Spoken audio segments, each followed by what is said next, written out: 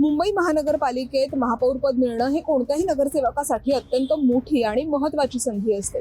पण तुम्हाला माहिती आहे का, मुंबईला असे एक महापौर मिळाले होते की जे केवळ 34 मतांच्या फरकाने निवडणूक जिंकून महापौरपदी विराजमान झाले होते. 2017च्या मुंबई महानगरपालिकेच्या निवडणुकीत प्रभाग क्रमांक 87 मध्ये अत्यंत चुरशीची आणि अटीतटीची लढत झाली होती आणि त्यामध्ये शिवसेनेचे दिवंगत नेते विश्वनाथ महाडेश्वर यांचा केवळ 34 मतांनी विजय झालेला होता.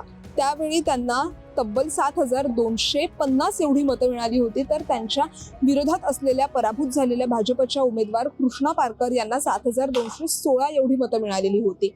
मुंबई महानगरपालिकेच्या सत्ता संतुलनाच्या वेळी विश्वनाथ महाडेश्वर यांनी दाखवलेली राजकीय परिपक्वता ही शिवसेनेसाठी नेहमीच निर्णायक अशी ठरलेली होती.